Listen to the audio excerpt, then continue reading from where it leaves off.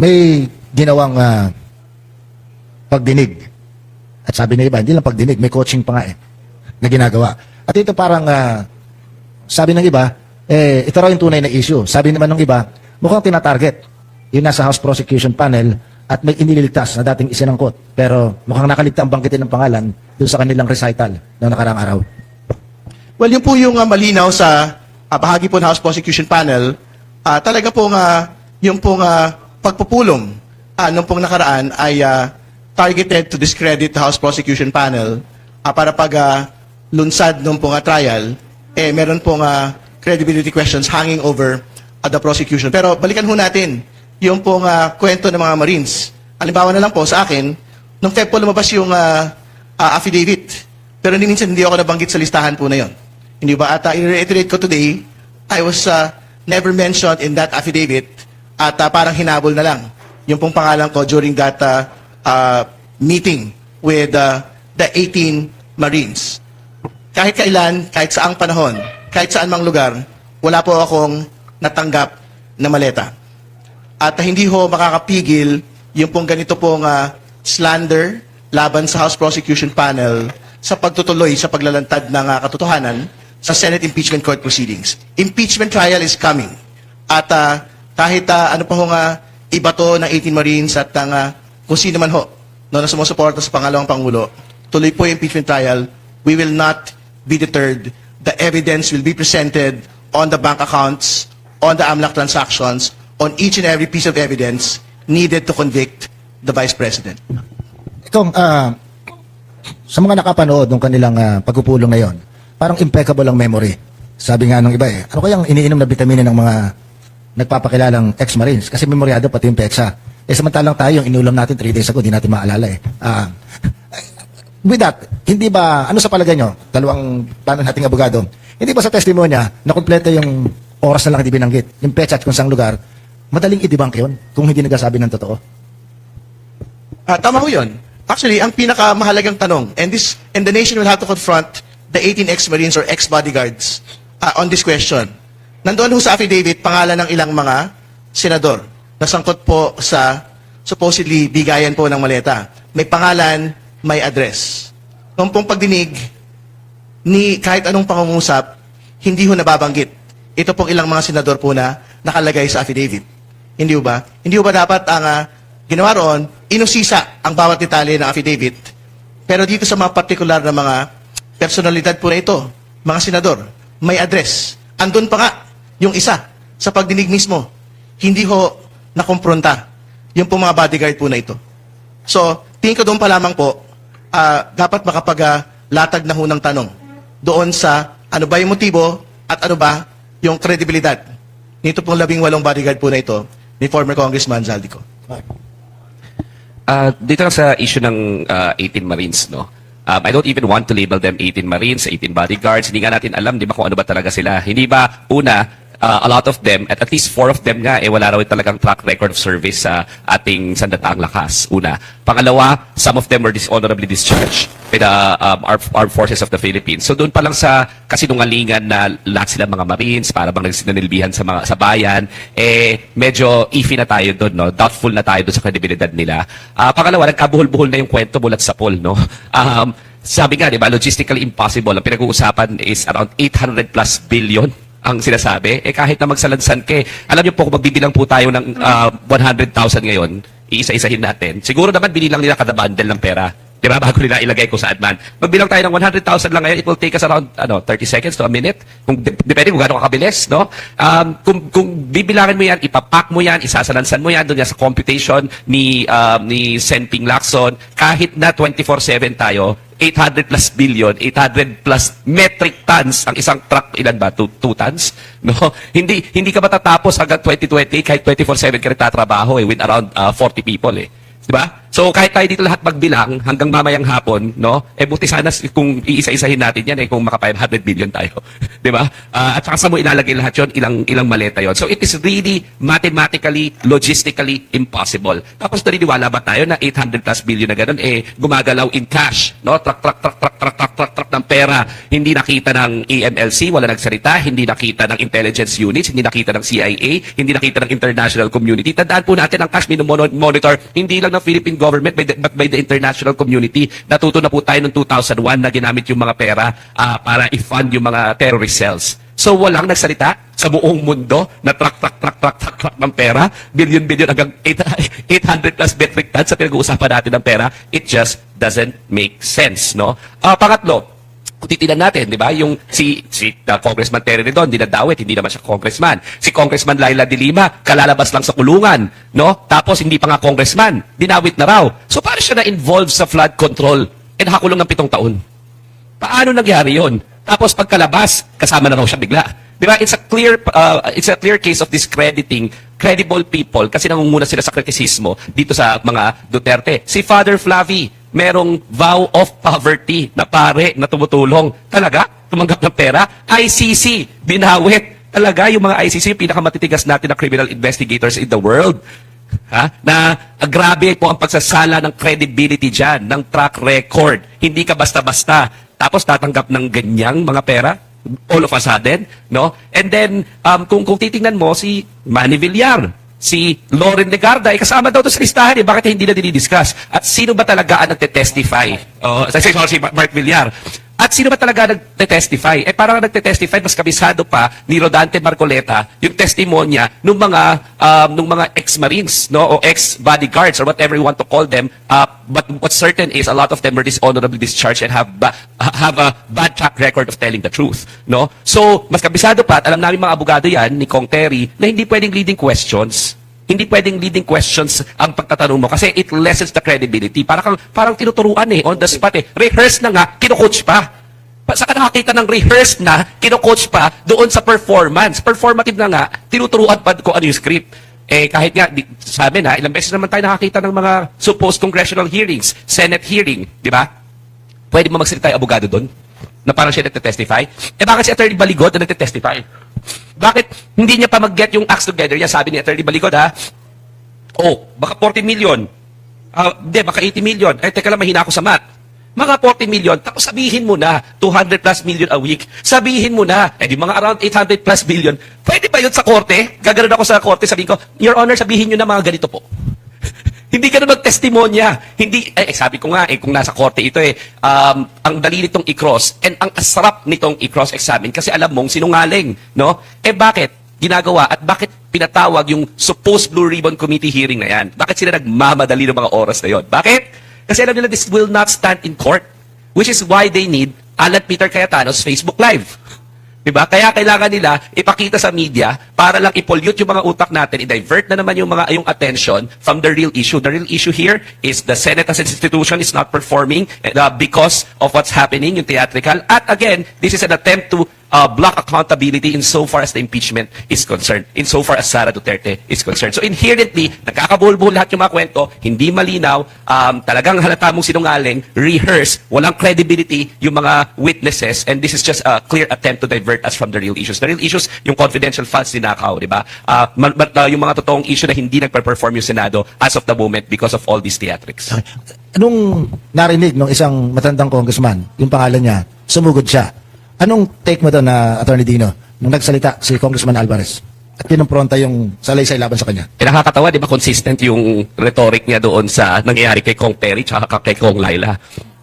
Sinusubukan silang patahimikin Pagdating ko po doon, nung una wala nung pinapaboto ako Pinapaboto ako, sabi niya di ba sa impeachment, nung nag-no ako, nung sinuporta ako impeachment, nandun na ako Nakalagay na yung pangalan ko They're weaponizing the 18 Marines, no? Or the 18 sinungalings, ang tawag sa kanila. Hindi 18 Marines, 18 sinungalings. They're weaponizing them. Tingnan nyo po, napanood na po natin dati ito. They will be using incredible people, no? Yung wala talaga credibility whatsoever as a weapon, as a political tool para matarnish yung reputation ng mga taong lumalaban sa kay Rodrigo Duterte. Ginawa nila kay Laila de Lima yan. Kung maalala niyo, sila Peter Co, sila Kerwin Espinosa, di ba? Mga, or tsaka yung napakarami pang mga convicts. Convicts, ginamit kay Laila de Lima. Di ba? Si Peter Co, sinaksak pa muna. nag-pierce pa yung kutsilyo sa lungs niya, 2 days after, puwersang dinala doon sa House of Representatives para supposedly mag-testify. And everything, ang ginawa lang, magtuturo. Ginawa na rin niya kay Janet Napoles. Di ba? Walang mga kredibilidad, tapos i-hold hostage kahit sino mga politiko. Pero what's certain is, binibigyan natin sila masyado ng absolute na kapangyarihan para siraan itong mga matitinong mga lingkod bayan natin. No? And ang meron lawak sila, laway. Laway tsaka picture sometimes na nagpa-picture sila sa isang public space. Ganyan na ginawa kay Laila de Lima nung pinakita yung picture ni Kerwin Espinosa na hindi nga maalala ni Laila de Lima. Eh ako nga po, isang private individual, ang daming pag naglalakad dyan, may mga nagpapapicture. Paano pa kaya yung mga public individual, no? Anyone can produce those photos. So, let's not make incredible sinungalings so powerful to the point that they're being weaponized to hold hostage our serious and honest lingkod bayans.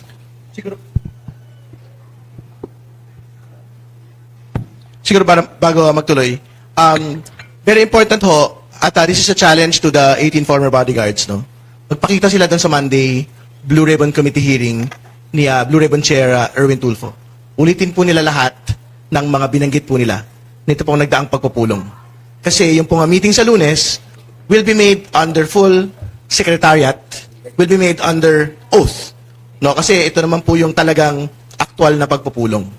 So, ibig sabihin, if they can subject themselves to congressional scrutiny under an official proceeding, like what will happen on Monday, then doon ho natin na matetest kung talaga ho bang may kredibilidad yung kanila pong sinasabi at hindi po sila nagsisinungaling.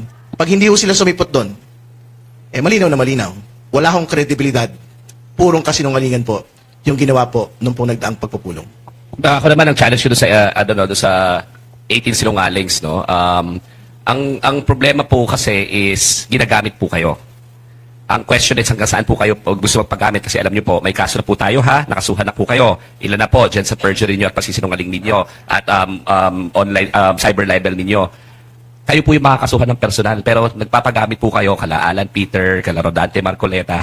Pero kayo po yung nakakasuhan, no? Eh, alam niyo po, itong mga ito, sila nga in relation to the 18 Marines expose, may kaso ba sila? Wala. Personal po kayo nakakasuhan. At dalawa po ang epekto niyan. Hindi na po sa inyo personal, sa pamilya nyo, at sa mga salin lahi ninyo. Kasi every single time na you're not telling the whole truth, hindi naman po pinipreclude yung possibility na some of you may have delivered some amount of money. Pero ang requirement po sa inyo sa batas, whole truth and nothing but the truth. Hindi may mga sinasama-sama kayo dyan na kung sino-sino, basta-basta lamang na walang prueba, no? So, yun nga po, ang pinapapangit ninyo, hindi lang po yung imahe ninyo, hindi lang kayo may personal liability, yung pamilya ninyo, yung salin lahi po ninyo, yung bansa ninyo ang binababoy. So, wag po sana kayong pumayag. Nag-expect ba kayo ng sa Lunes? Eh kung biglang lumabas si Alan Peter Cayetano and assert his position na siya yung legit na Senate President, ano mangyayari? Well, syempre, that is an internal matter that the Senate will have to resolve, no? Pero I think externally, yung pong Malacanang at yung pong Palasyo has officially recognized, no, the leadership of Senate President pro tempore Sherwin Gatchalian. But I think that is still a matter that, of course, any senator can raise, no, in any proceeding, whether in plenary or in committee. So we will leave it to them to resolve that po pagka nagkaroon na po ng pagpupulong sa Lunes. Kami po sa civil society naman, no, na kung matatandaan niyo, we launched Bantay Senado last Monday. Kasi nakikita po namin na itong Senado ay hina-hijack ng ilang mga taong makakapangyarihan na binababoy ang ating mga institusyon, no. So sabi namin, let's remember that the Senate is the Senate of the people. Senado po natin yan, hindi po yan Senado ni Alan Peter Cayetano. No? So magbabantay po kami, magmamatsyag, at saka sa amin, no, kahit naman po sino, kahit ako po siguro, baka pwede ako pupunta sa Senado bukas, sabi ko ako ang Senate President. No? But does that have constitutional effect? Does that have legal effect? Am I recognized by my co-equal branches in government, specifically the House of Representatives and the executive who are the political departments who will have to deal with me? Sa LEDAC po ba, pwedeng pumunta lang doon si Alan Peter at sabihin, ako ang Senate President? Hindi naman pwede. Pwede ba ako mapunta doon? Sabihin ko, ako ang Senate President. Even in international relations, di ba, a state cannot just assert itself. It has to be recognized by the international community. In our particular instance, your leadership must be recognized by your co-equal branches of government. Ano bang malinaw dito, no? And babalik lang tayo kasi alam ko naman, di ba? Tumatalino tayo, alam na natin dati si William Fortwith, no? Alam na natin ngayon Abelino versus Cuenco, no? In any permutation and combination, Alan Peter Cayetano, wala ka ng majority. Kasi kung meron kang majority, dalhin mo sa plenaryo yung warm bodies mo. Pero the fact of the matter is, in any permutation and combination, ang kaya mo lang dalhin sa plenaryo, 10. So ang tanong ko, how can 10 be more than 12? Diba? So kung very confident ka na ikaw ang Senate President, bring the warm bodies of your supporters in the Senate floor. So, ang malinaw dito ngayon, sabi niyo, it takes 13 to elect a Senate President. You are right. But it doesn't take 13 to remove you. It takes a simple act of a majority who has the quorum and can actually declare all seats vacant. So you're no longer Senate President. If you want to remain in power, I challenge you in any session, in any session, kahit sa Monday, bring 13 warm bodies of your supporters who are senators in the Senate floor, and then we will all shut up. Pero kung 10 ka lang, hindi ko alam kung saan mo kinukuha yung kapal ng mukha mo para sabihin na ikaw pa rin ang Senate President, 10 lang naman ang supporters mo. Yung 12 po, malinaw na doon. Baka nga, di ba, maging 9 pa. Tingnan natin, abangan ang susunod na kabanata sa Senate teleserye. Kong Terry, itong mga nagdaang araw, lagi-laging napag-uusapan yung issue ng recognition insofar as yung legitimacy nung bagong talaga na mayorya sa Senado. Maaari ba nating tulungan yung ating mga kababayan na nakikinig para maipaliwanag ano yung significance ng recognition dito sa bagong mayorya na ito insofar as yung kanilang legitimacy is concerned? Well, nagkaroon po na exchange of communication sa pagitan po ng Senado at ng House, no? Nung pong huling araw po ng sesyon, kung saan pinapaabot na ho yung bagong sitwasyon sa Senado, at ito po ay isang bagay na tinatanggap po ng House, no, bilang kabuuan.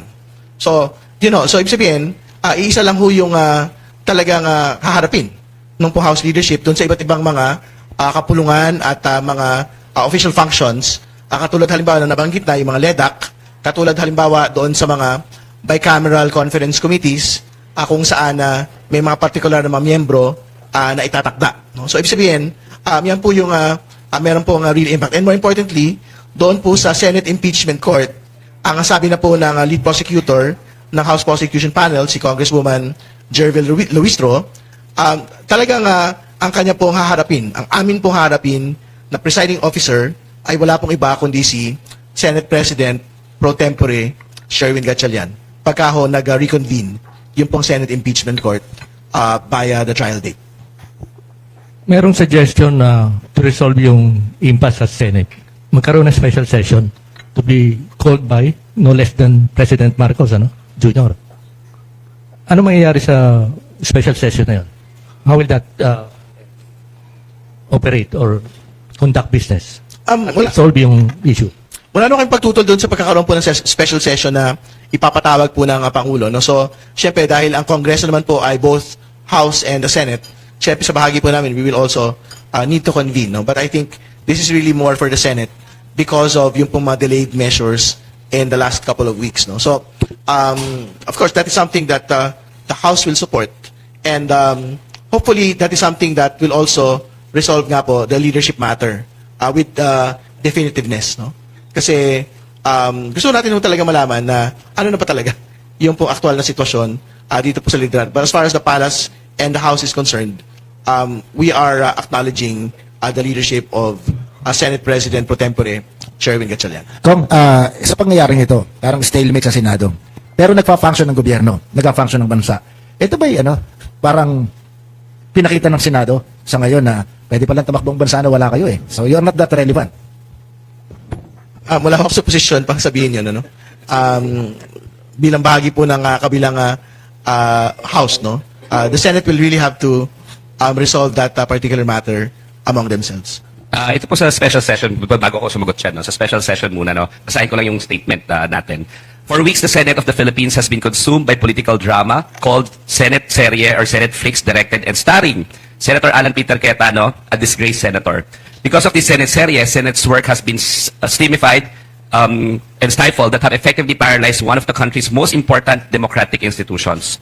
All while millions of Filipinos struggle with rising prices, hunger, and economic uncertainty brought about by the ongoing crisis in the Middle East. As a consequence, vital measures remain pending and unapproved. Equally alarming, numerous appointments involving government officials, members of the Armed Forces of the Philippines, the Philippine National Police, and the Diplomatic Corps have been placed on hold. Some of these officials are now nearing mandatory retirement and may never fully enjoy the promotions and recognitions they rightfully earned through years of service because the Commission on Appointments has been unable to act. The damage is not merely political, it is also financial. According to Acting Senate President Sherwin Gatchalian, the Senate spends approximately 25 million pesos every single day in salaries, rentals and utilities, and operational expenses.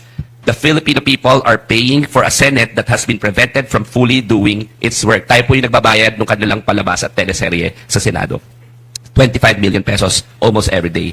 Everyday loss is a lost opportunity to pass laws, approve appointments, address urgent national concerns, and provide solutions to problems affecting millions of Filipinos. This is why we call on those responsible for this political spectacle to answer for the opportunities that have been squandered and the public resources that have effectively been wasted. I am actually therefore calling on President Ferdinand Marcos to exercise his constitutional authority and immediately convene the Congress in a special session because of all the laws that the Senate was not able to read up to the third reading and to approve and to do its work. So kahit po sa ating sistema, kahit gaano kasipag ang Kamara, kung hindi yan tatapatan ng isang Senado at magpapalabas yung Senado, hindi natin matutugunan ang pangangailangan ng publiko. The Senate must return to work. Wag puro bakasyon. The Filipino people did not elect senators to star in a political drama. Kaya nga ang panawagan natin kay Alan Peter, kung gusto niya naman talaga pala mag-artista at maging vlogger, tatawagan na lang natin si Coco Martin at isama na lang siya sa teleserye. Again, Mr. President, magpatawag na po kayo ng special session at pagtrabuhuhin natin ang ating mga senador. Pag nagpatawag po ng special session, walang additional compensation to mga senador. Hindi pwedeng tatabad-tamad, hindi pwedeng bakasyonista, kagaya ni Bato de la Rosa, pagtrabuhuhin itong mga senador. Hindi puro drama.